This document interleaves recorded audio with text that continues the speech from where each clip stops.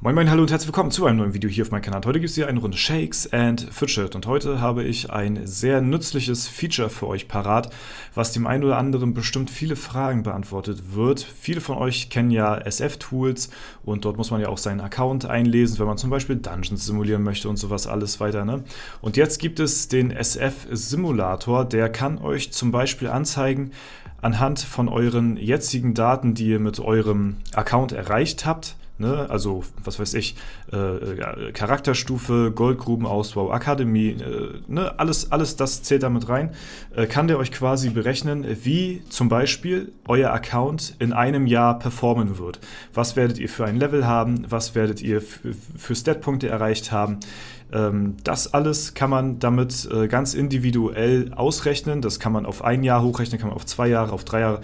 Man kann es aber auch bis zu einer bestimmten Stufe errechnen. Zum Beispiel, ich bin jetzt Stufe 648 und möchte mir ausrechnen lassen, was für Stats habe ich bis Stufe 700 erreicht und womit. Und das zeige ich euch jetzt mal ganz detailliert, wie das Ganze aussieht. Zuallererst müsst ihr erstmal hier eure ganzen Daten eintragen. Ich habe euch den Link mal zu dem SF-Simulator unten in der Videobeschreibung verlinkt. Und ich gebe mal jetzt mal meine ganzen Daten ein von meinem Main. Wir haben jetzt hier zum Beispiel das Level, ja, da geben wir jetzt mal Stufe 648 ein.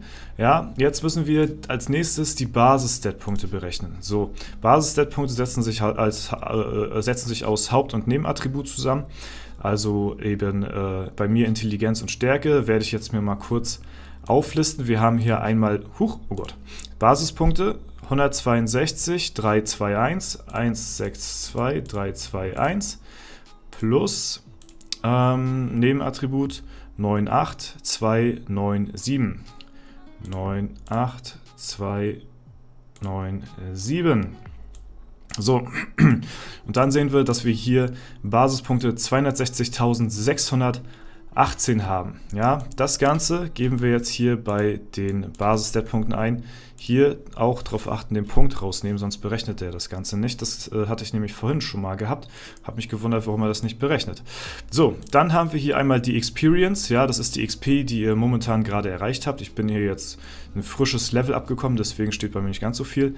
605230 geben wir ein. 605230, also der berechnet das wirklich sehr genau. Meine Akademie ist auf 20, meine Goldgrube ist auf 100, Hydra ist auf 20, die Edelsteinmine ist auf 100 und die Schatzkammer auf 45. So, jetzt haben wir hier unsere Werte eingegeben. Hier unten kann man zum Beispiel auch eingeben, das ist nicht nur für Hardcore-Pilzer, falls ihr jetzt zum Beispiel nicht immer 50er Mount spielt, sondern 30er Mount, ne, also den Tiger oder mal, ja, weiß ich nicht, das Schwein, das würde ich euch nicht empfehlen, aber falls ihr mal 30er, 50er Mount spielt, könnt ihr das hier auch einstellen. Und jetzt kommen wir zum nächsten Tab, ja, falls ihr zum Beispiel da gehen wir als nächstes rein. Hier haben wir erstmal noch das Sammelalbum, ja, ist bei mir 100%. XP-Bonus von der Gilde 200 ist bei mir, XP Runens ist bei mir auf 10.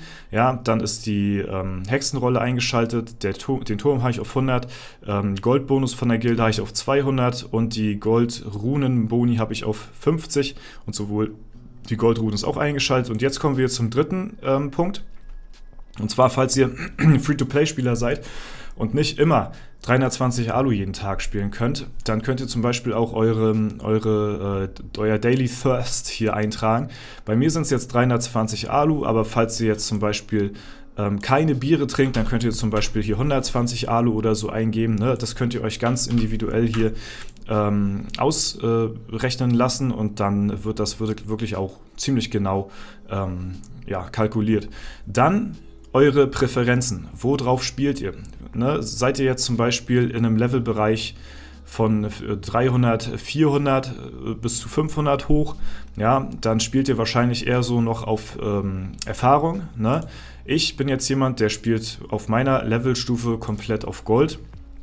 Da gibt es gar nichts anderes so, ne? Man kann sich auch noch auswählen zwischen Hybrid. Falls ihr jetzt zum Beispiel gerade aus der Dungeon-Pause kommt und über 500 seid, dann spielt ihr ja nicht nur pur auf Gold, sondern geht halt auch auf die beste Quest im Verhältnis zur Zeit und dann spielt man auch ab und zu mal Hybrid und nicht nur stumpf auf Gold oder XP. Ne? Deswegen kann man sich das hier auch tatsächlich auch so berechnen lassen. Man kann sogar verschiedene Prioritäten hier anwählen, falls ihr in einer bestimmten Stufe vorhabt, euer Questverhalten zu ändern. Das heißt, falls ihr jetzt zum Beispiel von XP auf Gold switcht, dann könnt ihr zum Beispiel hier euer Switch-Level eintragen. Wirklich ganz wild, ja, aber ich feiere das. Das ist extrem nice gemacht auf jeden Fall. Ne, wie gesagt, falls ihr jetzt gerade Dungeon-Pause macht oder so und dann da rauskommt und dann ab 500 auf Gold mehr so spielt, könnt ihr hier halt die 500 eintragen. Ja, da und hier ist schon Gold direkt am Start. Ja, machen wir jetzt nicht. Dann Drink Beer One by One. So, da habe ich eine Frage an euch. Und zwar haben wir, also ein paar Spieler und ich haben in der Vergangenheit schon häufig mal diese Frage gestellt bekommen und haben auch diese Frage beantwortet, weil wir das Ganze mal selbst durchgetestet haben.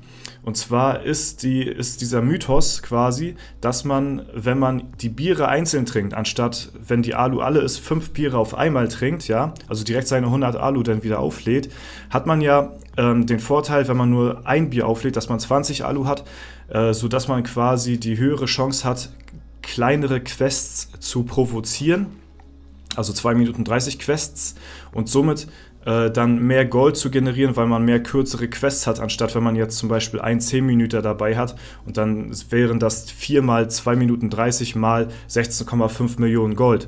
So, und das ist ja der Gedanke dahinter, dass man kurze Quests provoziert, indem man halt die Abenteuerlust cuttet, ja, aber viele High-Level-Spieler und ich haben in der Vergangenheit schon beobachtet, dass die Quests, wenn sie gecuttet sind, ganz, ganz weirde, komische Stats-Punkte annehmen. Ja? Also auf weit über Stufe 600 hat man denn diese Quests provoziert und gecuttet auf 2 Minuten 30, das ist dann die letzte Quest, und dann bekommt man auf der Stufe manchmal wirklich nur, keine Ahnung, 4, 5 Millionen Gold oder so, und das ist ja genau das Gegenteil von dem, was man eigentlich erreichen will. Man will ja hohes Goldeinkommen haben und oftmals habe ich halt erlebt, dass diese Quests komisch berechnet sind im Vergleich zu dem, wenn ich jetzt normal durchquesten würde. Würde ich gerne mal eure Meinung dazu wissen wollen, wie das bei euch ist. Also Drink Beer One by One. Ich weiß jetzt nicht, ob diese Theorie wirklich so krass ist, deswegen, ich benutze es nicht, deswegen sage ich mal einfach, ich lasse es weg. Ja, ich mache es nicht, also, aber schreibt mir gerne mal eure Erfahrungen rein. Vielleicht ist da auch irgendwas Offizielles schon geklärt oder so. Aber bisher, ich habe keine guten Erfahrungen damit gemacht, sag ich mal so. Und dann geht man auf Simulieren. Und jetzt kann man sich quasi aussuchen. Ja? Möchte man jetzt die Tage simulieren oder möchte man das Level simulieren? Wir können jetzt zum Beispiel aussuchen, ich möchte jetzt gucken, wo steht mein Account jetzt in einem Jahr Stand heute. Dann gibt man hier zum Beispiel 365 Tage ein, ne? Und dann gucken wir, ja, was ich in der Zeit halt geschafft habe. Oder man sagt halt, ich bin halt jetzt auf Stufe 648, ich möchte das Level nehmen und auf Stufe 700 berechnen und was für Statpunkte habe ich bis dahin gemacht. Also das könnt ihr hier individuell selbst entscheiden. Wir machen das jetzt mal einfach veranschaulichend auf ein Jahr hochgerechnet und starten mal die Simulation und dann sehen wir hier, aha, eine sehr coole Statistik, das erschlägt einen erstmal alles, aber das ist relativ easy, überschaubar und wirklich sehr schön veranschaulicht. Und zwar haben wir hier unten einmal das Level mit den Basisstats und ja, der XP, was wir halt jetzt eingegeben haben. Und hier oben haben wir nach 365 Tagen unser Level erreicht, die Basisstats, die wir dort dann haben und die XP, die wir dann damit generiert haben. Und da sehen wir zum Beispiel, dass wir in einem Jahr Stufe 680 erreichen, 351.000 Statpunkte haben im Vergleich zu 260.000 jetzt gerade. Und haben das halt in einem Jahr geschafft. So. Dann haben wir hier 2 Graphen links und rechts. Das ist auch sehr schön überschaubar aufgelistet. Und zwar haben wir hier einmal das Goldeinkommen, beziehungsweise hier in Basis-Stat-Punkte gemessen. Und hier haben wir einmal das XP-Einkommen über das Jahr verteilt. Und die Quellen, worüber wir diese bezogen haben. Zum Beispiel jetzt hier bei den Basis-Stat-Punkten gesehen, haben wir hier in Blau zum Beispiel Quests. Ja, da sehen wir, der Graph ist hier relativ hoch. Ne? Also die Quests über das Goldeinkommen sind mit am höchsten. Dann dicht dahinter ist dann halt eben das Goldpit, was auch einen signifikanten Anteil ausmacht für das Goldeinkommen im späteren Spielverlauf. Dann haben wir hier zum Beispiel die Zeitmaschine, das Glücksrad, den Kalender, die Stadtwache, die auch hier ein bisschen raussticht, muss man sagen. Also darf man auch nicht unterschätzen auf Dauer. Dann haben wir die Edelsteinmine, wo man natürlich kontinuierlich jeden Tag seine Steine gewinnt, die verkauft, ne, um halt eben auch so Basis-Stat-Punkte zu machen. Der Itemplatz, beziehungsweise ist es halt wichtig, die Schatzkammer ausgebaut zu haben, um halt eben die Items zu verkaufen bei der Hexe und so. Dann den Würfelspieler haben wir hier auch am Start und hier sind halt die totalen Stats, ne? Also das ist alles zusammengerechnet. Und das ist sehr schön aufgelistet, wie ich finde, wo man halt sehen kann, über welche Quellen man wirklich hier am meisten denn zusammen bekommt. Und das gleiche hier halt eben auch bei der XP. Da sehen wir zum Beispiel, das hatte ich euch ja mal gesagt, über die Quests bekommt man nachher ab Stufe 600 plus früher schon fast gar nichts mehr an Erfahrung. Dafür geht halt eben das Gold extrem hoch so, ne? Und man hat hier ein bisschen über Arena-Kämpfe.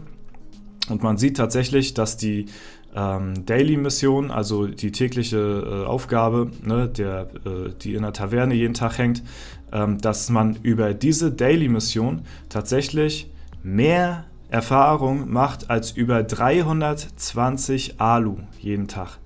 Ne? Und das, also deswegen, um mal wirklich euch die Wichtigkeit dieser Daily-Mission halt wirklich nahezulegen, das ist eure Haupteinkommensquelle. Das hatte ich schon immer gesagt, neben halt eben dem Kalender-Level-Up. Ne? Und hier sieht man halt eben, das ist halt alles kein Vergleich im Vergleich zum Kalender. Ne? Da ihr ja alle 20 Tage 1,5 Milliarden XP einfach mal so geschenkt bekommt, ist der Kalender, sticht er hier extrem raus aus der Masse und ist natürlich euer Haupteinkommen, was eben Erfahrung angeht, bezüglich halt eben das Level-Up. So, ne? Auch ganz interessant hier die Gildenkämpfe, die hier auch einen kleinen Teil dazu beitragen. Ne? Also im Gesamten ist halt alles irgendwo wichtig. Ne? Wenn irgendwas wegbricht, dann seid ihr schon im Nachteil gegenüber anderen, die es regelmäßig durchziehen. Und deswegen sollte man auf jeden Fall immer alles schön machen. Und hier kann man auch übrigens ordnen. Hier hat man zum Beispiel die Tage oben, die man einstellen kann. Ne? Das ist halt auf die 365 Tage gesehen. Dann haben wir hier Daily. Da können wir jetzt zum Beispiel hier oben den Graphen verändern auf 17 Tage, 21, 30 Tage. Ne? Kann man zum Beispiel ein halbes Jahr machen hier etwa. Ne? Wie sich das denn verändert. Das passt sich dann halt auch immer an, weil nicht jeder Tag ist gleich so. Und genau, das gleiche kann man hier natürlich auch machen. Oder halt Average, da kann man den Durchschnitt dann halt sehen. Und so könnt ihr halt eben rumprobieren. Eventuell hilft euch das weiter und könnt gucken, wo seid ihr in einem Jahr und so. Ne? Was ich euch noch empfehlen würde, ist hier noch vorher auf dieses Fragezeichen zu klicken, damit ihr noch ein paar Fragen hier zum SF-Simulator beantwortet bekommt. Und das war es soweit von mir. Wie gesagt, das Ding ist unten in der Videobeschreibung. Ich hoffe, euch kann es weiterhelfen. Ne? Ich finde es auf jeden Fall sehr schön gemacht und interessant. Und das war es soweit von mir. Wenn es euch gefallen hat, lasst gerne eine Bewertung, Kommentar dazu da. Ansonsten war es das soweit. Haut rein und bis zum nächsten Mal.